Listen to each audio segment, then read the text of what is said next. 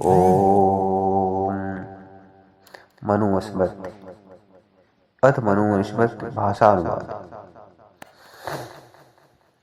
यहाँ पर महर्षि लोग बैठे एकांत में मनु जी से प्रश्न करते हैं कि संपूर्ण सृष्टि की रचना हुई और वर्ण संकर कैसे लोग होते हैं और पूजा पद्धति आदि नियम संध्योपासना आदि सभी के बारे में यहाँ पर मनु से महर्षि जो ऋषि जो है वो पूछ रहे हैं।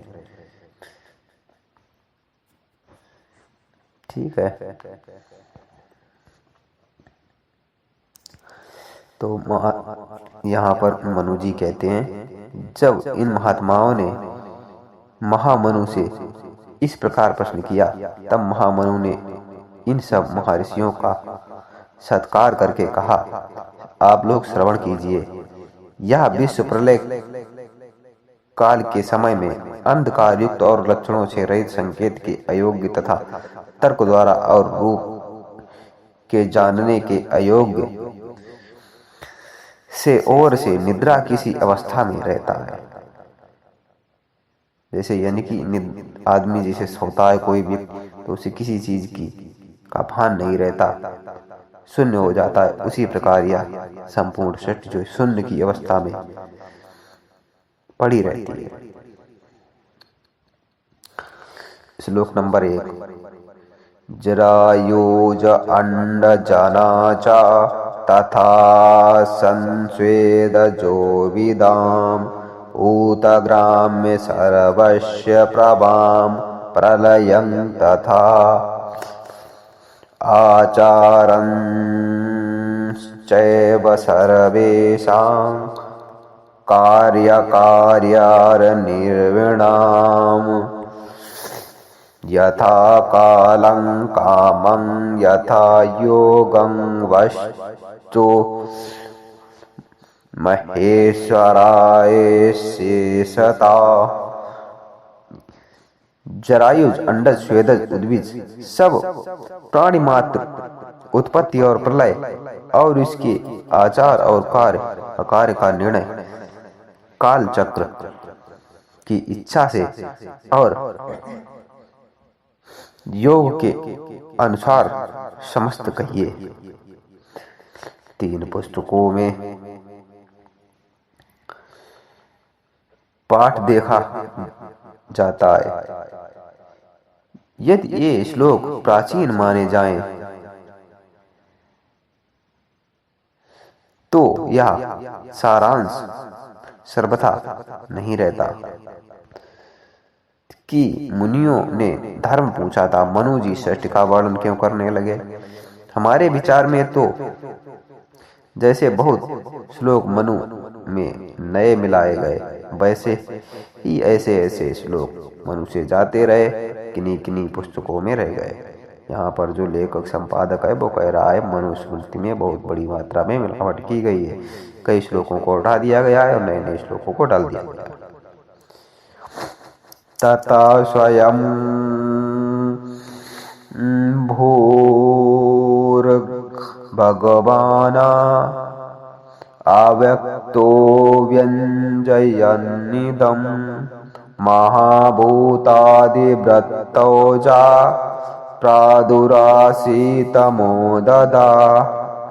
मोनुदा सो अबाहस अतीन्द्रिया ग्रहं सूक्ष्मेया व्यक्ता सनातना सर्वभूतमभो अचिन्त्या सा एव स्वयमुत्तम। इस दशा के अनंतर उत्पत्ति रहित सर्वशक्तिमान इंद्रियों से अतीत प्रलय काल के अंत में प्रकृति की सी प्रेरणा करने वाले महातत्व आकाश वायु अग्नि जल पृथ्वी आदि कारणों से युक्त बल जिसका उस परमात्मा ने उनको प्रकाशित करके अपने को प्रकट किया है। परमेश्वर का प्रकट होना यही है कि जगत की रचना और जगत के लोगों को अपना ज्ञान कराना, जो कि इंद्रियों से नहीं किंतु आत्मा से जाना जाता है। परम सूक्ष्म अव्यक्त सनातन संपूर्ण विश्व में व्याप्त तथा अचिंत्य है। वही अपने आप प्रकट हुआ है। सोऽमीध्याय शरीरात् स्वास्तिमुत्सृज्य विविदिता प्रजा अप एव ससर्जद्धो तासु बीजामवासृजात तद अंडामं बद्धमो सहस्रांशु समप्रभं तस्मिञ्जेय स्वयं ब्रह्मा सर्वलोकपितामह। यह 9वां श्लोक। उस स्वस्व अथवा स्वयं प्रकट हुआ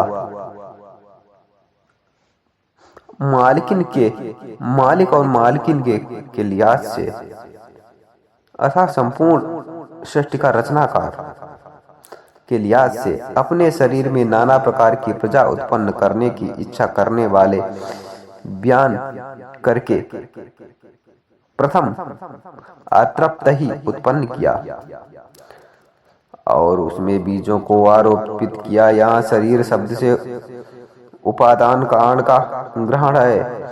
परमेश्वर उसका अधिष्ठाता स्वयं अर्थात मालिक है, इसलिए उसे परमेश्वर कहा जाता है। आप शब्द का अर्थ अप्रत्यक्ष है, जल नहीं। वास्तव में पंचभूतों में से एक भूत जल का अर्थ लेना यहाँ संगत ही जान पड़ता है, किंतु प्रकृति को जब परमात्मा कार्योन्मुख करके सृष्टि को उत्पन्न करना आरंभ करता है, तब जो तंत्र प्रकृति का सबसे पहला कार्य, सबसे पहला परिणाम होता है, उसको अब तक तो कहा और समझा जाना चाहिए, क्योंकि इसके आगे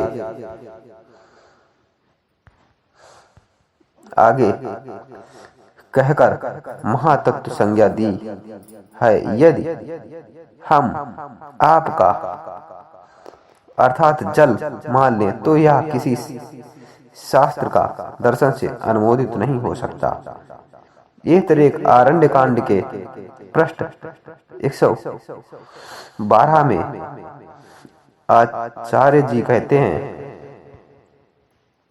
यहाँ पर बहुत से श्लोकों को का रेफरेंस या जो लेखक है वो देता है कि बहुत से श्लोक जो हैं इस मनुस्मृति से जाते रहे, बहुत से अलग से मिलाए गए हैं, जो कि यजुर्वेद, सामवेद आदि बहुत से वेदों का यहाँ पर प्रमाण देता है लेखक। यजुर्वेद के 32वें मंडल का 7वां अध्याय, यजुर्वेद के 27वें मंडल का 25वां जो है सूक्त या श्लोक दयानंद सरस्वती जी महाराज जी ने जो रेफरेंस दिया है, उसकी पुष्टि यहाँ पर लेखक कर रहा है। ठीक है। और यहाँ पर लेखक कहता है, वास्तव में जगत की उत्पत्ति प्रकरण में आप शब्द योगारूढ़ है, जो वेदों और अन्य सब शास्त्रों में जहाँ सृष्टि की उत्पत्ति की का वर्णन है, बाहुल्य से योग में आया है। इसी से पौराणिक समुद्र में कमल नाल से ब्रह्मा की उत्पत्ति वाली कथा गढ़ी गई है, जान पड़ती है। अर्थात काल्पनिक यहाँ पर बताता गया है लेखक, जो ब्रह्मा के कमल नाल से उत्पत्ति की कथा जो है।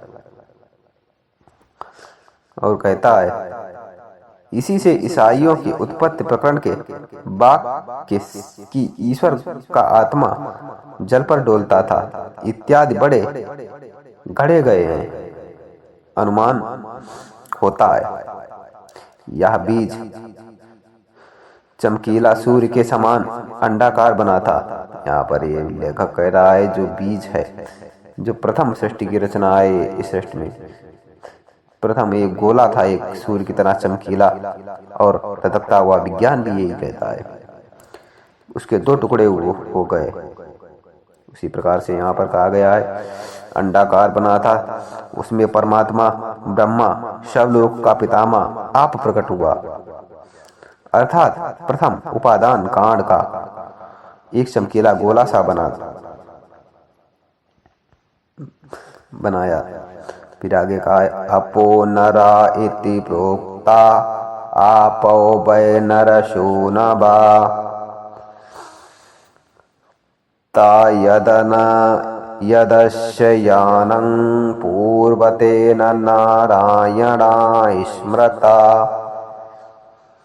यत्कारणं व्यक्तं नित्यं सदसदाक्षकातमं तदिद्वसृष्टिसा पुरुषो लोके ब्रह्मेति कीर्तिते।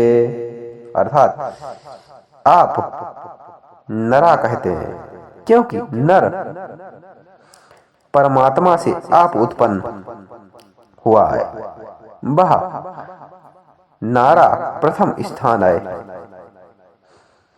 जिसका वस्तुतः इस कारण परमात्मा को नारायण कहते हैं, जो कि संपूर्ण जगत का उपादान और नेब्रादि से देखने में नहीं आता। नित्य और सत असत वस्तुओं का मूलभूत प्रधान प्रकृति है। उस सहित परमात्मा लोक में ब्रह्मा कहलाता है। यहाँ पर कहा गया है, उस अंडे में परिवर्तन संरक्षक काल पर्यंत स्थित होकर उस परमात्मा ने आप ही अपने ध्यान से उस अंडे के दो टुकड़े कल्पित किए। अर्थात उस अंडे के दो टुकड़े हुए। कल्प के समय 100वां भाग परिवत्सर जाने। जिस प्रकार 100 वर्ष की सामान्य आयु वाला मनुष्य 1 वर्ष के लगभग गर्भ में पैदा होता है, इसी प्रकार यह जगत भी अपने 100वें काल भाग तक गर्भ के सी अवस्था में रहा। उसमें उन दो टुकड़ों के धूलोक, पृथ्वीलोक और बीच में आकाश 8 दिशाएं तथा जल का सनातन स्थान बनाया है। यहाँ पर जो श्लोक के अनुसार है, लेखक कह रहा है कि पहले प्रथम जो सृष्टि में अंडाकार एक गोला था, जो कि सौर मंडल में यूं ही धधकता हुआ पड़ा था। फिर उस 2 अंडे के उस पार ब्रह्म परमात्मा निराकार ने 2 टुकड़े किया और उसके 2 टुकड़े, एक तो नीचे चला गया जो कि पृथ्वी बन गया, दूसरा धूलोक अर्थात ऊपर चला गया जिससे सूर्य लोक बन गया, सूर्य बना। ठीक है, सूर्य बना और उस दोनों के बीच का जो स्थान है वो आकाश कहलाया और उस बीच के स्पेस से 8 दिशाओं का निर्माण हुआ और जो बीच में जल आदि जो पृथ्वी है उसी पे तो जल वगैरह है, उसका भी निर्माण हुआ, नदियां वगैरह, पहाड़ आदि नाना प्रकार के। और साथ ही यहाँ पर यह कहा गया है कि जैसे 100 वर्ष का मनुष्य जो है होता है, उसकी उम्र होती है तो 10 महीने में तैयार होता है। उसी प्रकार यहाँ पर ये कहा गया है कि वो जो अंडा जो था वो 100वें जितना भी समय लगा हो उसे बनने में 100वें भाग में बना होगा। जैसे 100 का 10वां भाग होता है, उसी प्रकार उसके जो अंड है गर्भ की तरह पड़ा रहा इस प्रकृति में और 10वें भाग के समय में वह सृजन के लिए तैयार हुआ। नेक्स्ट श्लोक अगले अध्याय में।